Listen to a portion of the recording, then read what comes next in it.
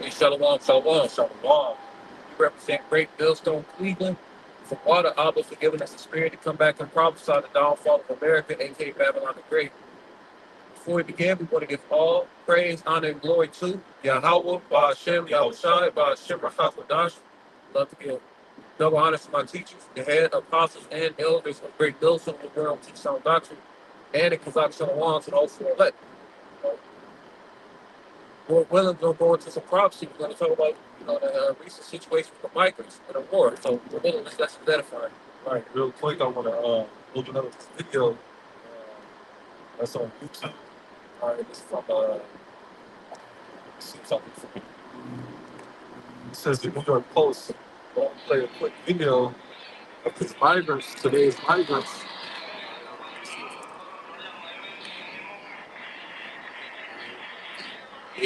Going into homes in Aurora, Colorado, apartment buildings, taking over.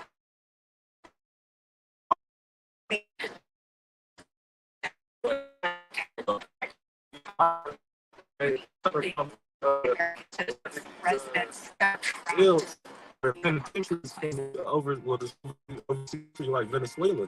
All right, they're released and let them come here. All right, and that's what they're doing to. Buildings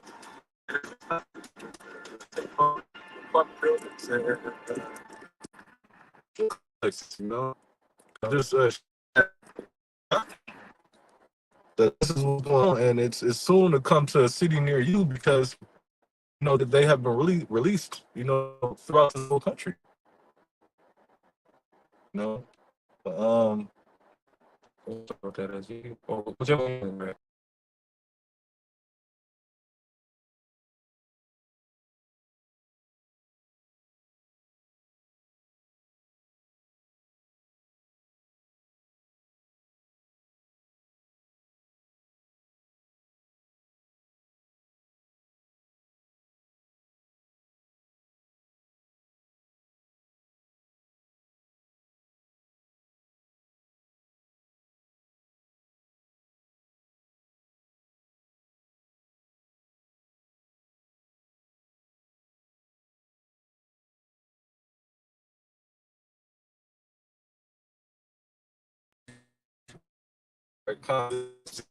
In 11, it says, "Thou shalt say, I will go up to the land of unwalled villages." Right, and the land of unwalled villages that represents America. And the brother had a conversation about this. I was part of the fortress was having a wall surrounding the city. You know, and here in America, we don't have Great Wall of China. I'm thinking of the Berlin Wall, controversy on that. During the times during 68, 70 AD, the war. It says, "Thou shalt say to the land of unbelievers, go to them that are rested."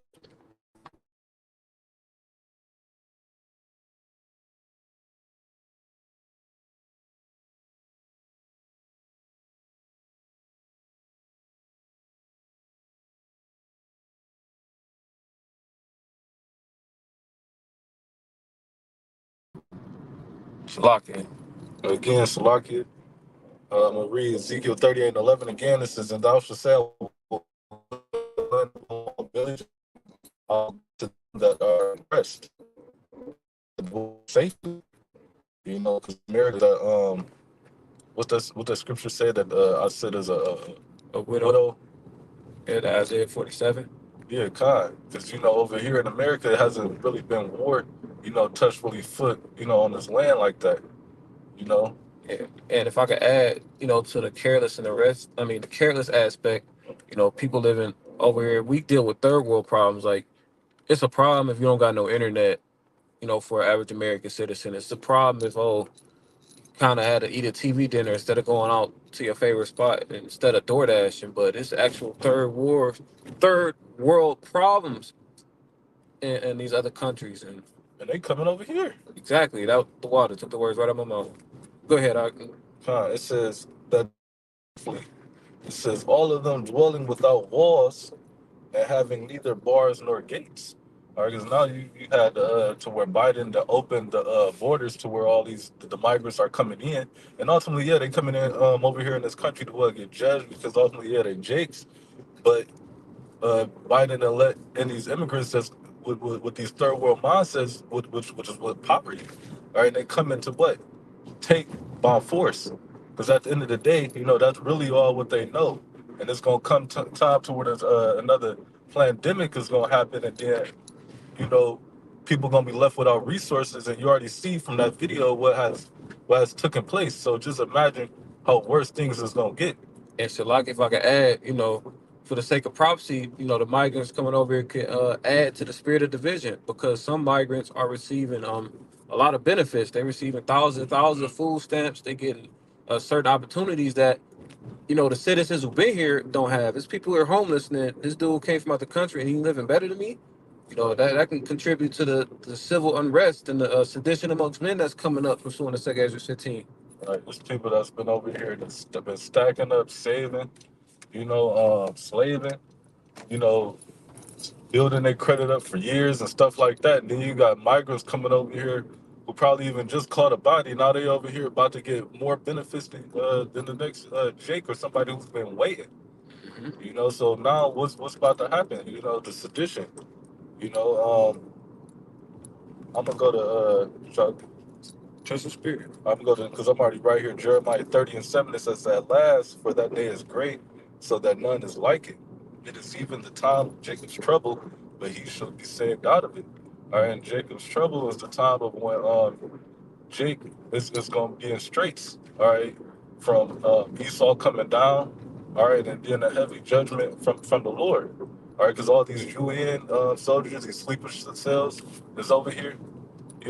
So And so, like, if I can expound on your point, it's called Jacob's trouble because two major things are going to be happening: the destruction and the downfall of Esau, Edom, and the uplifting of Jake.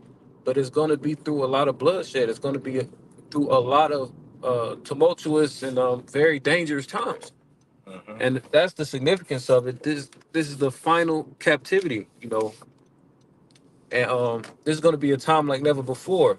Everybody's going to be affected, but only the elect of the nation of Israel is going to survive this crazy time that we're prophesying about through the spirit and power of Yahweh Shem Shai. and that's why I say that he should be saved out of it. All right, and that he is the elect, who the Lord is going to lift up a standard, all right, to be relieved of certain situations, all right, either from famine or of death. All right, even though some brothers going to have to be martyrs, but at the same time, we're going to have to suffer what the Lord going to have to put us through. Even though, the Lord said he ain't going to put us through nothing we can't bear. All right, so everything is just allotted unto you, you know. Um, this is 2 15 and 15. All right, because if I show that video clear enough, are you seen young migrant Venezuelan gang? All right, they had weapons, man. All right, and if they coming over here, where's they getting these weapons from? All right, their cousins that's been over here, and who else? Maybe Esau. Who knows what type of planned thing or agenda Esau got brewing. But the second verse 15 and 15 it says, "For the sword and their destruction draweth nigh." And that sword, to modern day sword, is the gun. All right, and the destruction, like the brother said, we coming in times of Jacob's trouble. All right, and that destruction is going to be from Esau and the UN with the sword, and ultimately what the missiles from Putin and the other countries that's going to be setting themselves array against Babylon, and ultimately what the chariots. All right, with the The tempest that talk about the second Ezra 13, the concentrated laser from the heavens. that fire that's gonna blast their ass to hell, man. That's right, Art. But it says, "For the sword and the destruction draweth nigh, and one people shall stand up and fight against another, and swords in their hand." That's talking about race wars. All right, whether you got it from um, migrants or you got it from Jakes that's already over here, or these proud boys or whatever. Shit, Democrats versus Republicans, the KKK is still in existence. All these different instances of division was prophesied about in Matthew the 10th chapter. Said, Said Egyptian against Egyptian. right, like it says in Isaiah the 19th chapter. You know, Uh, verse 16, second verse 15 and 16 says, "For there shall be sedition among men." And when you go into that word sedition, it's like a rebellion or an uprising, right? And that's what you're gonna have within the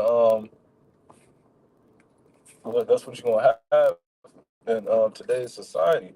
Why? Because there's gonna be lack of a lot of things and a whole lot of differences being set up within people in the community. All right. Ain't nobody gonna be wanting to listen to what laws the who set out or any of that. Everybody gonna stand up and want to take might in their own hands because they're gonna feel like all they have in is themselves.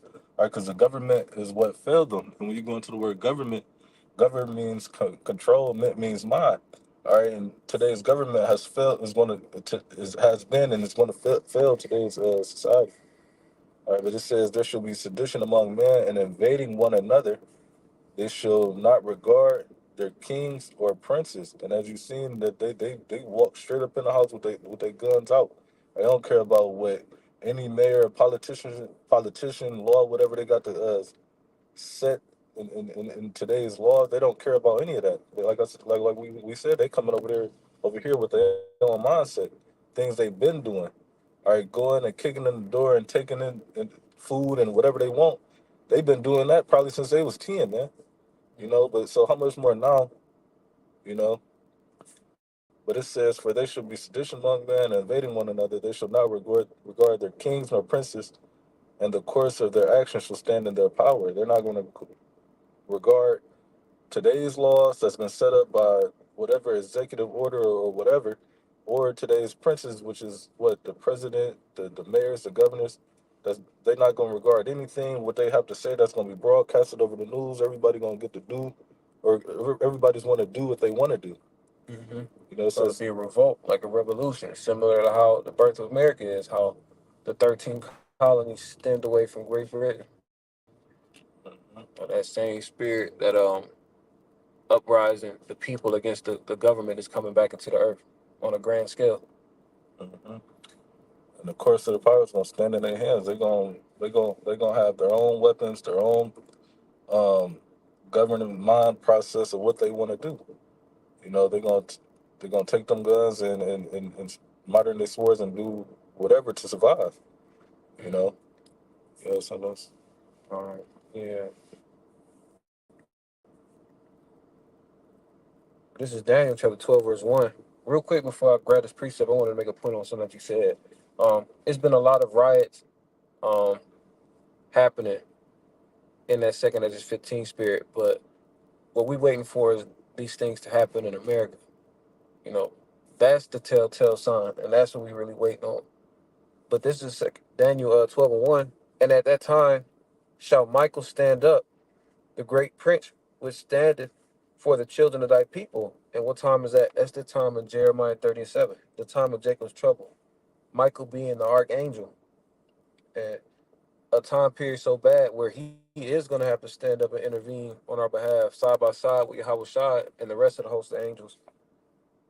It says, "Oh, and thy people, the children of thy people, are the Israelites, you so-called Negroes, Latinos, Native Americans, and we're dispersed into all nations. So even if you don't look like you're Israelite, if your seed line goes back to Abraham, Isaac, and Jacob, then the scripture could potentially pertain to you, because all the elect are not going to be delivered strictly in America. But this time of Jacob's trouble pertains strictly to America. It says, such as never was since there was a nation, even to that same time. And at that time thy people shall be delivered, thy people again being the Israelites. Everyone that shall be found written in the book of life. So those ordained from the foundation of the earth, the first fruits, the elect. And Yahweh Shem Shai is about to deliver us, like the scriptures say, like birds flying. Matter of fact, you grab that real quick.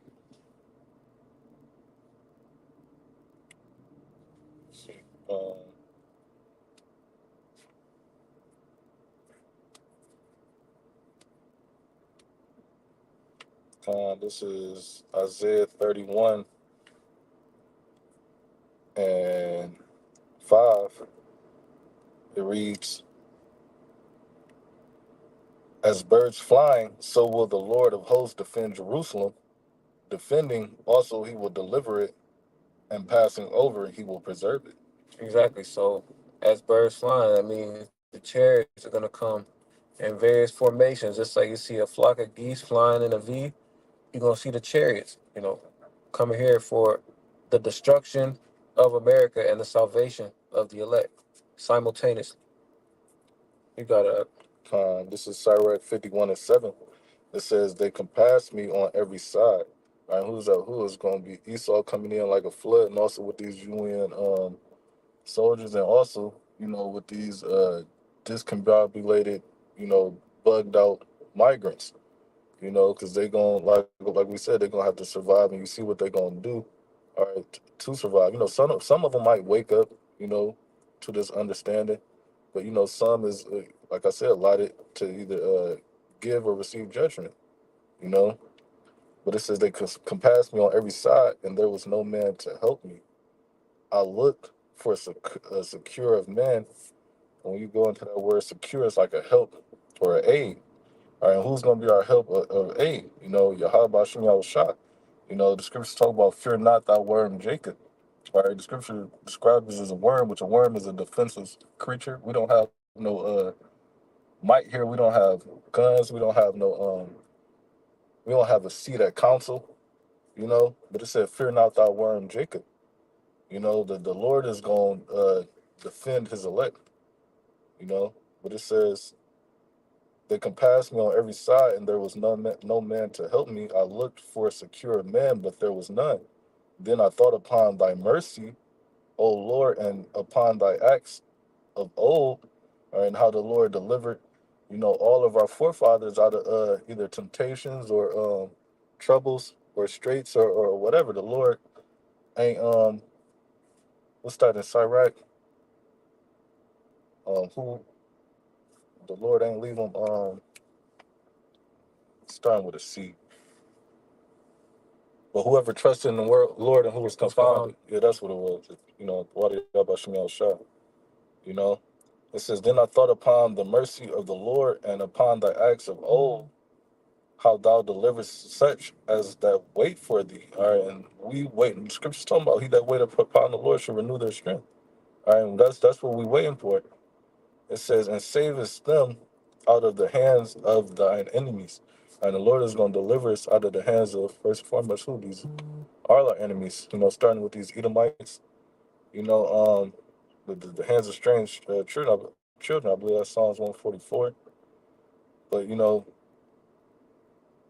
only thing we can do is just wait upon the Lord to deliver us, in that time, you know. So, the Warrior Bashim Shah for giving us the spirit to do this lesson. I want to close by again giving all praise, honor, and glory to Yahweh Bashim Yahushai Bashim Chakodash. Double honors to our teachers, the head apostles and elders of Great Millstone, as well as you bishops and camp heads. Shalom to the hopeful elect. Kwame Yasharala. Shalom.